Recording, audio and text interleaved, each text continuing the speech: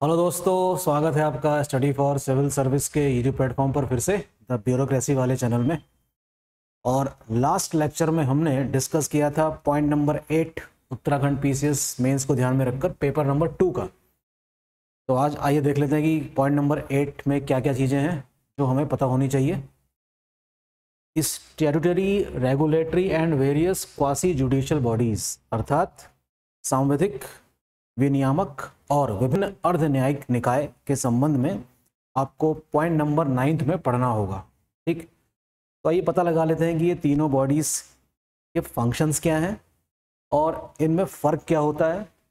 ठीक है, और वो कौन कौन सी ऐसी बॉडीज़ हैं इंडिया में जो इस कैटेगरी में आती है, सांविधिक की, विनियामक की और अर्ध न्यायिक संस्थाओं के अंतर्गत कौन कौन सी संस्थाएं आती हैं, इस पे भी नज़र मार लेते हैं। पढ़ना लेकिन आपको पड़ेगा। ठीक है, मैं थोड़ा सा आपको बता देता हूँ कि आपको 9th पॉइंट में क्या क्या चीज़ें एक बार पढ़ लेनी चाहिए और PYQ देख लेना चाहिए कि यहाँ से क्या कोई क्वेश्चन आया है या नहीं। ओके, तो देखिए सबसे पहले हम देखते हैं किसके बारे में। सबसे पहले हम देख रहे हैं सांविधिक निकायों के बारे में। ओके, जरा ध्यान से देखेंगे। तो statutory bodies are constituted by legislation passed by the relevant state legislature और by the act of an parliament. इसका मतलब ये हुआ कि इन निकायों का गठन या तो संसद के द्वारा या संबंधित राज्य के द्वारा एक विधायिका या कह सकते हैं कि जब उसको विधेयक पास करके बनाया जा सकता है, तो ऐसी संस्थाओं को क्या कहा गया है, स्टैट्यूटरी बॉडीज यानी कि सांविधिक निकाय। These are non constitutional organisation, यानी कि ये गैर संवैधानिक निकाय हैं और इनका उल्लेख किसी भी आर्टिकल में संविधान में आपको नहीं देखने को मिलेगा। इसका मतलब ये हुआ that make laws and make decisions on the government's behalf. ठीक है, ये लॉ मेकिंग बॉडी तो हैं और भारत सरकार के तरफ से कुछ मामलों पर क्या ले सकती हैं, फैसले लेती हैं ऐसी संस्थाएं। तो कुछ एग्जांपल्स आपके सामने रखे हैं। देखिए, नेशनल ह्यूमन राइट कमीशन अर्थात राष्ट्रीय मानवाधिकार आयोग is an example of a statutory body that is Hindi में सांविधिक निकाय, जिसका गठन 1993 में हुआ था। इसके बारे में पढ़ लीजिएगा। इसके अध्यक्ष और सदस्यों की नियुक्ति राष्ट्रपति द्वारा ही होती है। इसका फंक्शन क्या है, क्या हाल ही में नेशनल ह्यूमन राइट कमीशन चर्चा में रहा है? अगर रहा है तब तो जरूर पढ़िएगा। तो हो सकता है कि आपका आयोग यहीं से क्वेश्चन बना दे नेशनल ह्यूमन राइट कमीशन से, या ऐसे भी क्वेश्चन बना सकता है कि what are the role and function of the national human right commission. ठीक, इस संबंध में कोई क्वेश्चन यहाँ से आ सकता है। तो आपको याद होगा ह्यूमन राइट कमीशन वाला जो कॉन्सेप्ट है ये तो है अमेरिका का।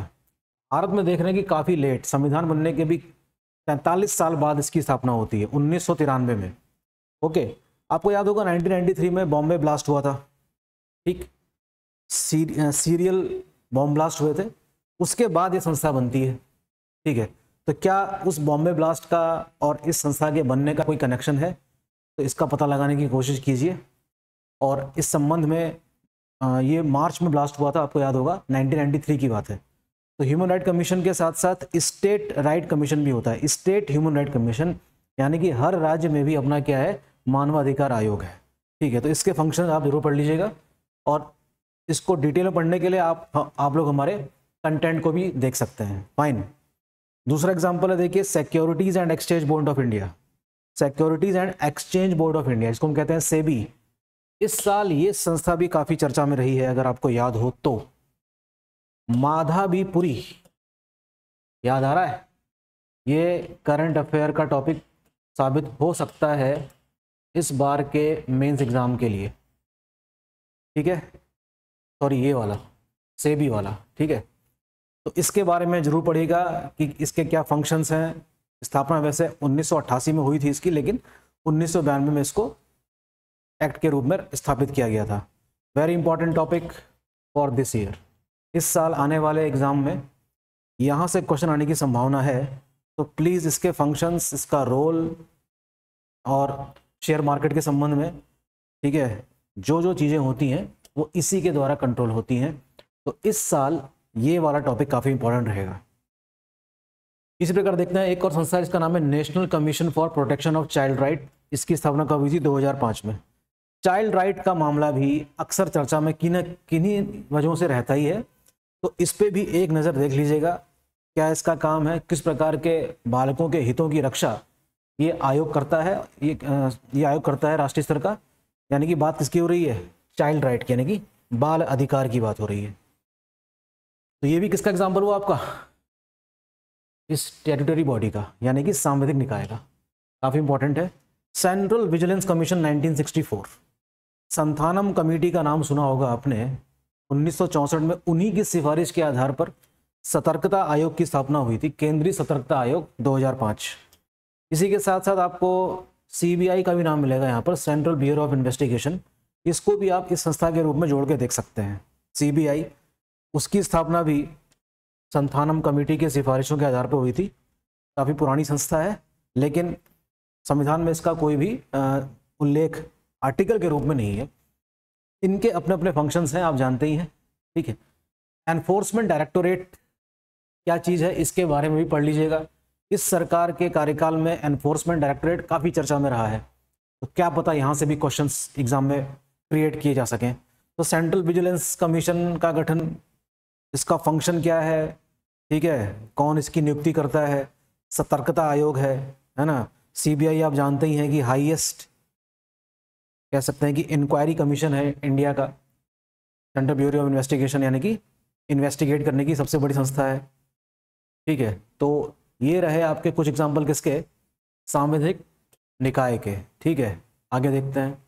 इसी प्रकार से नेशनल कमीशन फॉर वुमेन्स, यानी कि महिला, राष्ट्रीय महिला आयोग, ये भी उसी का ही एग्जाम्पल है। 1992 में इसकी स्थापना हुई थी, और इस साल हम देख सक रहे हैं कि कैसे नारी शक्ति वंदन विधेयक पारित हुआ है। तो हो सकता है उस चीज़ से जोड़कर यहाँ कोई क्वेश्चन पूछ लिया जाए।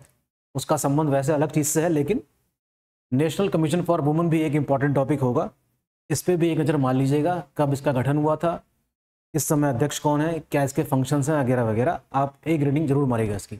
नेशनल कमीशन फॉर माइनॉरिटीज़ 1992, काफ़ी इंपॉर्टेंट है। अल्पसंख्यकों के हितों की रक्षा करने के लिए ये आयोग बनाया गया होगा 1992 में, और अब तक कार्यरत है, ठीक है। तो ये भी किसका एग्जाम्पल हो गया, सांविधिक निकाय का। ओके, तो इन सब चीज़ों के बारे में आपको पढ़ना होगा। मेरा काम है आपका बस ध्यान आकर्षित करना कि आप कौन कौन से टॉपिक्स कवर कीजिए, ठीक है। फिलहाल कंपटीशन कमीशन ऑफ इंडिया, यानी कि प्रतिस्पर्धा आयोग 2009 में बना, to enforce what, to enforce competition act of 2002।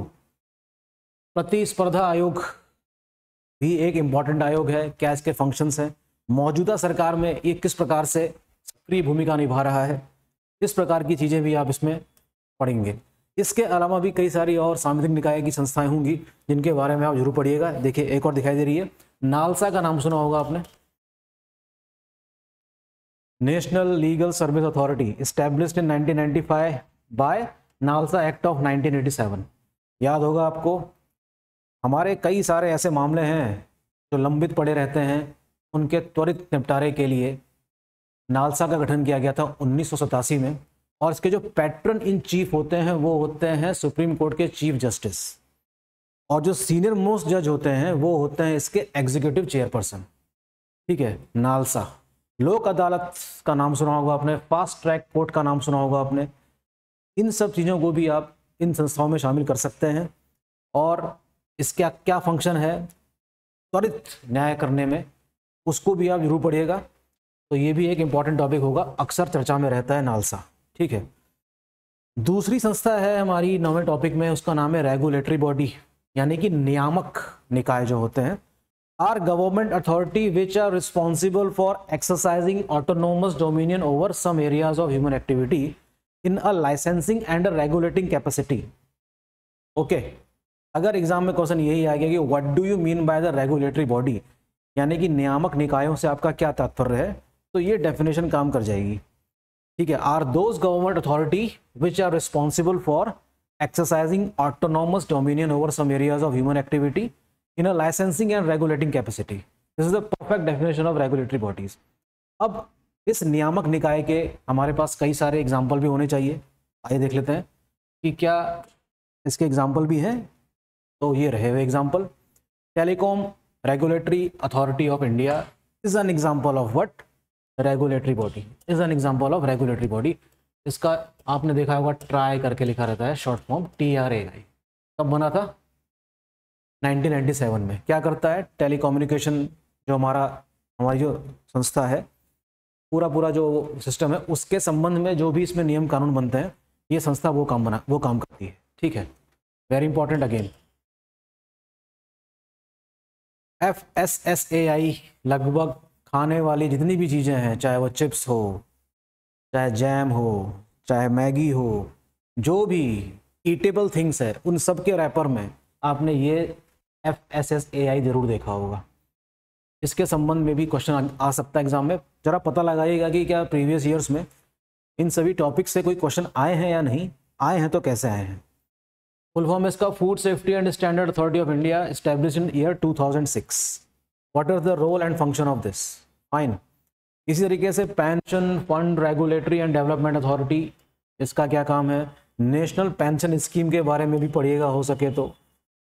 ठीक है, इसके बारे में पढ़ सकते हैं। इसी के साथ साथ नेशनल पेंशन स्कीम क्या थी। ठीक है, तो ये भी किसका एग्जाम्पल है? रेगुलेटरी बॉडी का। BIS यानी कि ब्यूरो ऑफ इंडियन स्टैंडर्ड 2016 में बना था, यानी कि मौजूदा सरकार का जो पहला कार्यकाल था तब की बात है। और क्या इसके फंक्शंस हैं, क्या इसके रोल हैं? RBI के बारे में कौन नहीं जानता, हम सब जानते हैं। स्थापना इसकी हुई थी RBI एक्ट ऑफ 1934 से 1935 में। 1949 में इसका राष्ट्रीयकरण हुआ है, हम सब जानते हैं। ये बैंकर ऑफ द बैंक है। जितने भी हमारे कॉमर्शियल बैंक हैं, रूरल बैंक्स हैं, सहकारी बैंक हैं, जो भी विदेशी बैंक भारत में काम कर रहे हैं, वो इसके द्वारा दी गई गाइडलाइन के अनुसार ही काम करते हैं। तो ये बैंकर्स है, ये बैंकों का भी क्या है? बैंक है। और हम कह सकते हैं this is the central bank of India. Bharat का अगर केंद्रीय बैंक कोई है तो कौन है? RBI है। तो ये भी क्या है? रेगुलेटिंग अथॉरिटी है, जो सभी बैंकों को दिशा निर्देश देती है और उन्हीं के अनुसार बैंक रेट तय होता है। ठीक है, बैंकिंग रेट्स आपने पढ़े होंगे एग्जाम में, bank rate, CRR, SLR। RBI के निर्देश अनुसार ही सभी बैंकों को इस चीज़ का पालन करना पड़ता है। बहुत इंपॉर्टेंट है। और बैंकिंग सिस्टम एक प्रकार से कह सकते हैं कि मनी मार्केट का एग्जाम्पल है। किसका एग्जाम्पल है? मनी मार्केट का, जो आप पढ़ते हैं किसमें? इंडियन इकोनॉमी वाले पार्ट में। इस example of what? Money market की मुद्रा बाजार का उदाहरण है। और अगर हम बात करें सेबी की, है ना, अगर हम शेयर मार्केट की बात करें तो वो किसका एग्जाम्पल हो जाएगा? वो जाएगा कैपिटल मार्केट का, यानी कि पूंजी बाजार का। कैपिटल मार्केट और मनी मार्केट में फर्क ये है, यहां पर एनुअल वो होता है, यानी कि शॉर्ट टर्म, और ये है आपका लॉन्ग टर्म का एग्जाम्पल। तो ये भी किसका एग्जाम्पल था? RBI, रेगुलेटरी अथॉरिटी का।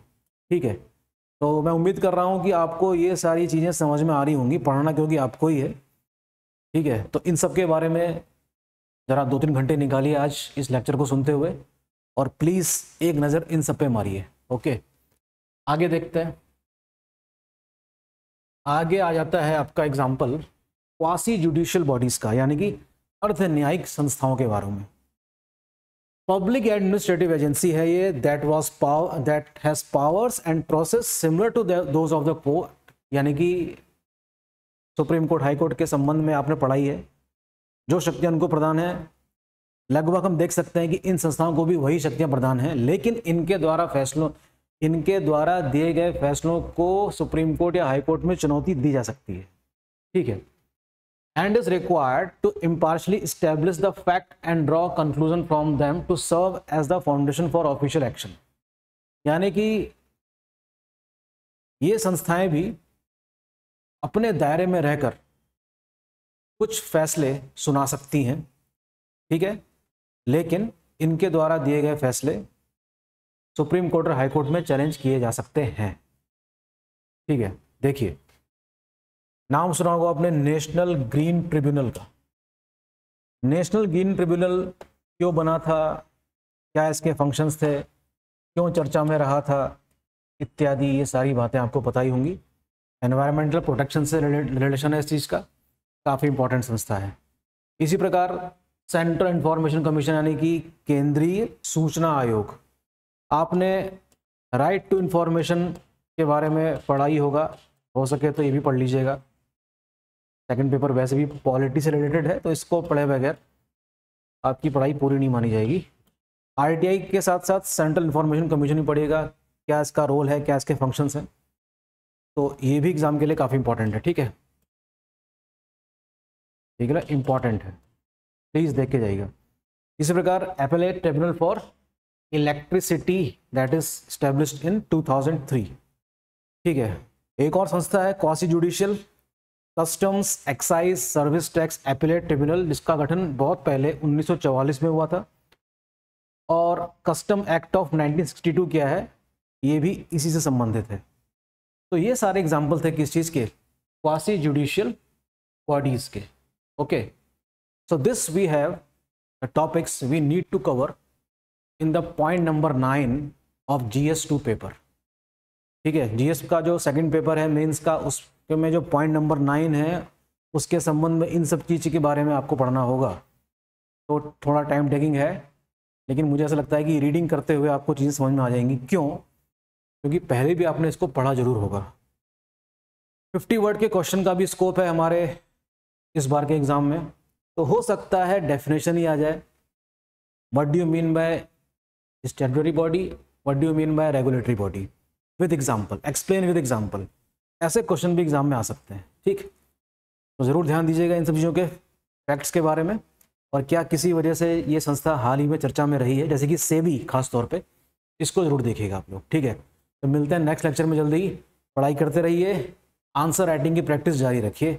ओके, और सीमित समय में उसको लिखने का प्रयास कीजिए, उसको समाप्त करने का। ओके, मिलते हैं नेक्स्ट लेक्चर में। Thank you.